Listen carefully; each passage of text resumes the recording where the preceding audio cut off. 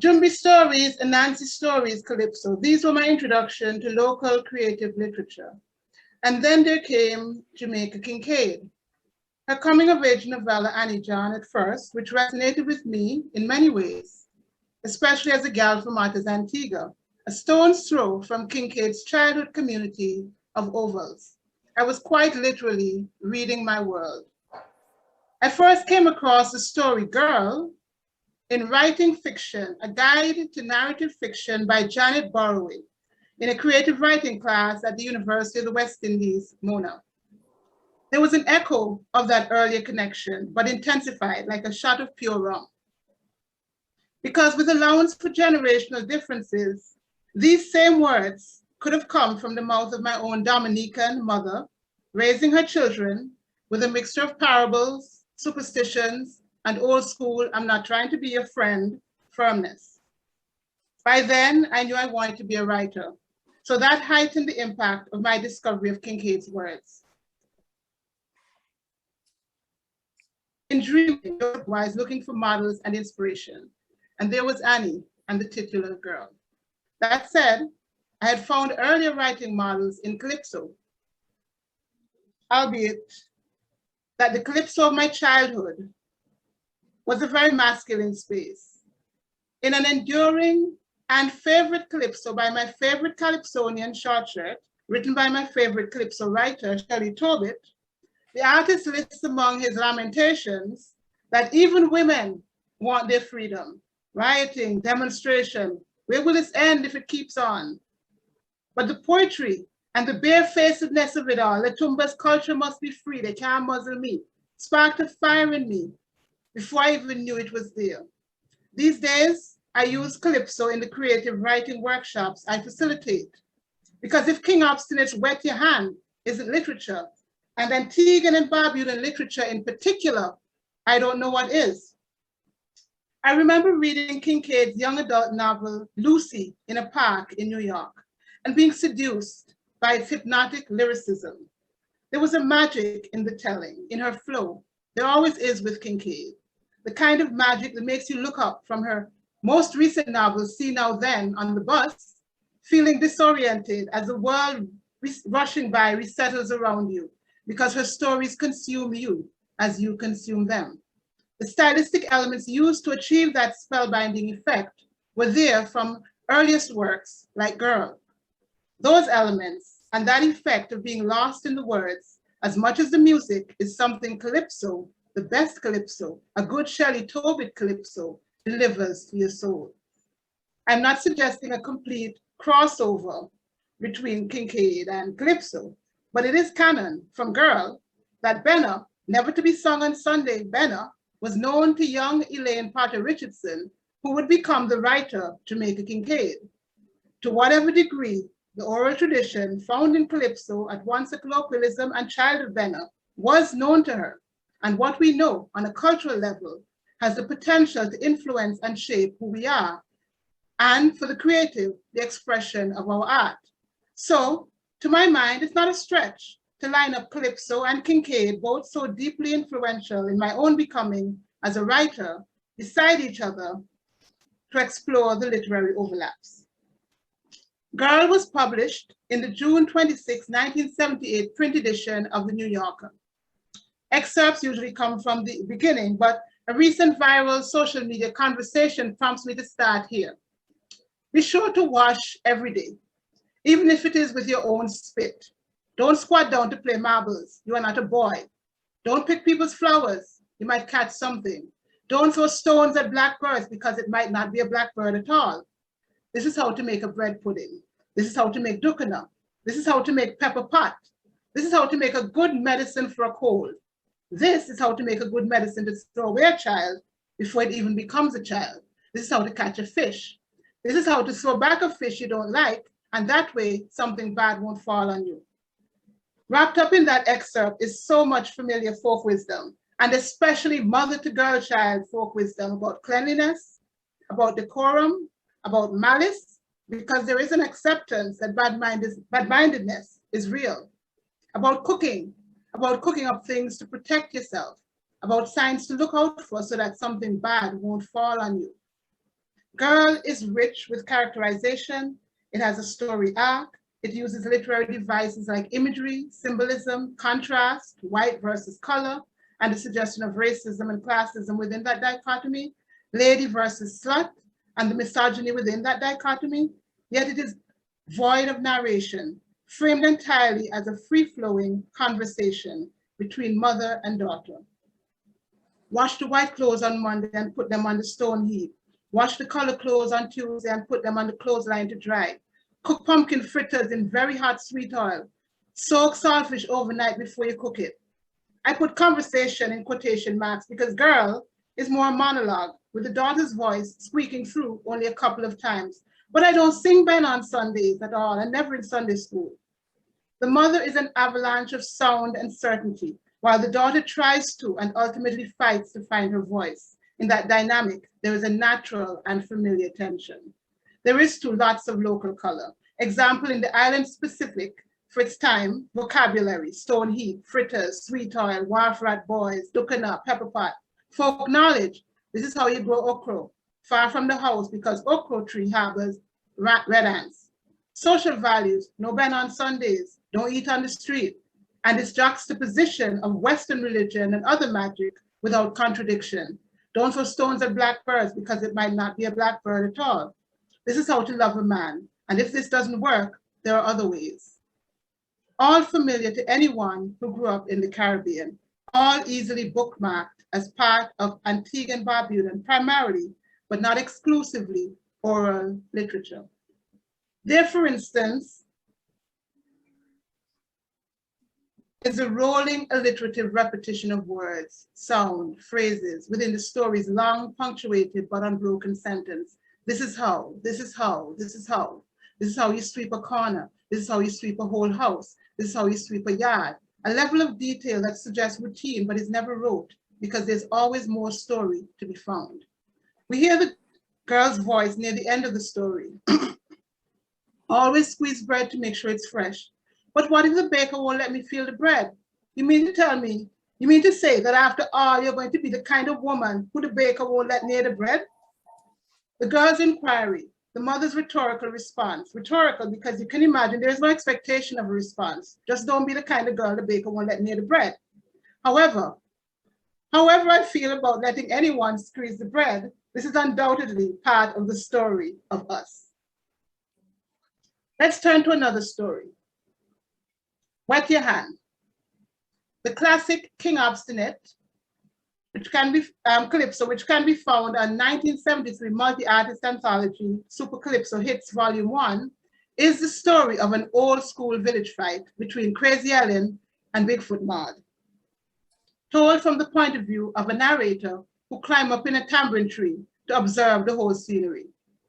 Dialogue is the primary literary device moving the narrative. And me tell you for kill your man, one woman says to the other. Minor characters weighing on the fight. The unseen man. I just cuss all the time, man, every day and night. I have to stop sometime, you know. But I go church too, no, man. Miss Melville. Me pick me one for go to bed and I make too much noise in my head. Who gets this rejoinder from Maud? And Melly, you love Melly, so if you pick me not sleep, don't blame me, boil up some ginger tea. And on like that. Very little narration in favor of amplifying character voices. But Miss Melville tell you, I get out of Shiad. Just go to Shiad now. You can get red mouth. No wonder you puppet dead from red mouth. There is so much local color in this short calypso. It's a veritable kaleidoscope, not just of island imagery, but of people and places very specific to the Grays Green community in Antigua. From the first line, two women cussing on Green Bay Hill, to the very real Charles Lloyd shop where the melee ends up. The song uses the vocabulary of the people. Me hungry, me want for nyam. Nyam being Antiguan for eat, is what the man, Elliman, whom Ellen and Maud were fighting about, says when he comes upon the scene. Keeping in mind that Calypso was a very testosterone-fueled space and that it can be as plain-spoken as documentary filmmaking, some hybrid of direct cinema and cinema verite, and like both those forms is committed to capturing the truth of the lives of the people. When Ellen says, you're not having a servant, yeah, he pelted Thump in Ellen's mouth and he knocked Maud False teeth out she mouth. The tone, Even the imagery is farcical, but the starkness of the scene is also a callback to the lived reality of the people, of these specific people, in this specific place in time. It wasn't pleasant, but it was true. And someone has the presence of mind to chastise. He like for bang woman so, I got dead bad, you know, somebody could bite out I. Many Antiguans can probably relate some fight of this type. I have one, and have witnessed how it grows and grows from a spark between two people to an amorphous, all-out and seemingly never-ending brawl. So too in the calypso, a big fight break out at the stone heap, prompting the narrator to come down out of the tamarind tree to get closer to the activity. At that point, the fight is a moving organism with a life of its own, which is how it comes to end up in Charles Lloyd's shop. And the song ends, even as the fight continues, with him frantically saying, "I come out my place, the fight in ya. Man, you nasty up my sweet tile, my red herring and sun, and nasty up my flower. I going now?" Do you recognize some words there? Some commonalities, the girl? How about stone heap? How about sweet oil? How about the concept of sullying something with your touch? Nasty up my sweet oil. Dialogue, point of view, specificity of place, local color. Two very different stories, but not without literary overlaps, including the influence of a shared inherited oral tradition. We've always told each other stories. Stories is one of the things that reinforce community, even through the long night of our enslavement, when so much of what was written down about us was written by others. We worked to form community, to tell ourselves stories about ourselves. From the plantation to the streets of the city, via a man like John Kwaku Thomas in the 1940s, Benin became a way to punk story about the lives of the people and to speak about the figures perceived as being above the folk. For those of us who never knew or don't remember Kwaku, we have a later calypso, Shelley Tobit's Look What They've Done to My Sound, sung by Figgy in 2001 to remind us about the time when they jailed Kwaku for singing about the girl the governor raped. It was Scorpion who sang, Calypso Don't Have No Friend, and that is something inherited from Benna. This compulsion, Perla Tumba, to sing what I see, to mirror society. And beyond mirroring, as Opsty did in another classic, Who Killed My Sister, addressed to the commissioner of police, called out by name, to challenge, to question, to provoke, as Jamaica did in A Small Place. Girl is the best example I have found of this calypso quality in Kincaid's literature. Its poetics, the repetition, the rhythm, giving the lines a certain musicality. Wet Your Hand, a title that is an Antiguanism, has a structure suggestive of the call and response of the oral tradition. Yet its scene setting, character building, use of perspective and tone makes it one of the best examples of literary narrative form in calypso. And so they meet here as examples of Antiguan literature. Both are shaped by the oral tradition. Both are dialogue driven. Both are very direct. No setup, no pandering to the white or any other gaze. The oral tradition being a form of in-community storytelling, there was no translating of reality. Calypso doesn't. And in Girl, neither does Kincaid. And yet, something I've always loved about true calypso and find to be true of Girl as well, is the universality that's achieved without, in fact, by not diluting the specific. So many girls not from Over's Antigua rock with Girl. There are myriad video essays in myriad accents on YouTube.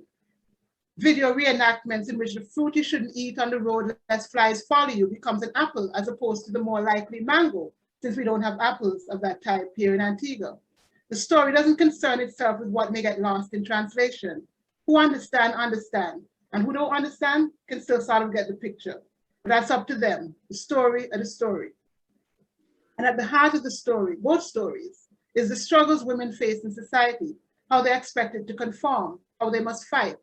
There is a theme that is a theme that travels, and perhaps is part of why these stories connect without compromising or being complicit in their own exotification. While in the case of Girl, still getting to the likes, under the pages of the likes of the New Yorker. There's the possibility for misinterpretation, of course. There always is.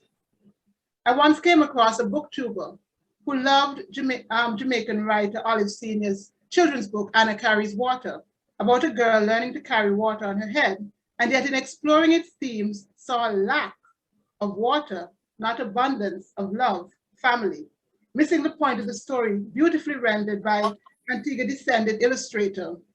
I'm in the middle of a conference. Laura James, this is what was referred to in Callaloo Journal as inscribing conventional notions of otherness onto the text. It is a danger, but not one you can spend too much time thinking about. I don't write for you, as I say in my poem, I write. I write because my muse direct me to. And she tell me, write true, and all the people will feel it too.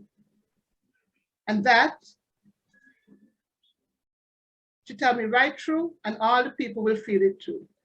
The Antiguanisms throughout both Girl and Wet Your Hand are unself-conscious, non-performative. In fact, I might point to either of these when people ask me how to write dialogue, and Antiguan dialogue, dialogue in dialect in particular.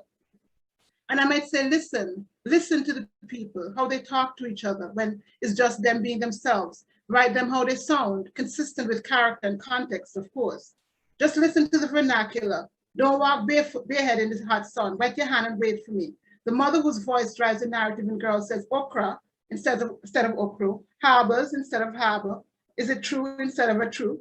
Doesn't lean into the local vernacular as hard as Obsti's narrative voice. It's in character for her to fight it, but the rhythm of it is there. In both, you are stepping into the picture, not watching it from the outside. And it's about the people, the Swadi and them. Antiguan poet Veronica Evanson Bernard wrote in her collection, Coconut Walk, history is not about great kings and wars and empires and countries and things beyond our shores. History is to what people do, common people like me and you. And that's the real meaning of songs by Kwaku. What Bennett did, what Calypso does, has done in songs like Short Shirts, Ray Khan, with the red herring in his hand. What Jamaica did in Girl is center the people, the girl and her mother on a road in ovals in Antigua, the small concerns and greater meaning of their lives. One of the things Calypso reinforced for me growing up, when so many of the books I read in school out came from other places, was that stories could be about us, our stories, that our voices mattered. And the way people waited for Calypso to drop every year and drop the truth that not even journalism could be counted on to do, even as a child, I understood its power and came to understand that it is not without cost. Kincaid and Calypso have both weathered the backlash of singing as they see, mirroring society. Alleged official or unofficial bannings, persona non grata, sometimes also rejection by the people whose stories they tell because of this daring to air dirty laundry in public. Something, by the way, of which the mother in Girl would not approve. But for the sake of authenticity, rootedness, verisimilitude, these writers keep it real. Not for show, but because the context, the realness adds richness to the telling and deepens the meaning. It's worth noting that tensions between the powers that be, however defined, and the people, class and society, race and gender, colonialism, and the struggles of finding your way in a post-colonial globalized world are common themes of these works, of the genre of Kincaid and of the genre of Calypso, of Antiguan and Barbudan literature. Kincaid and Calypso have greatly influenced me as a writer, not in a way of mimicking what they do, but in holding to the spirit of singing, or in my case, writing life as I see, hear, and experience it, in hewing to our reality and finding the poetry in our lives, emphasizing our complex humanity, and always searching after truth, even at risk of being or making others uncomfortable. It is an ethos I try to pass on through the Wadadli Youth Pen Prize, to which I work with like-minded members of our literary community to nurture and showcase the literary arts in Antigua and Barbuda, because we do have a literature. We just have to listen for it. Thank you.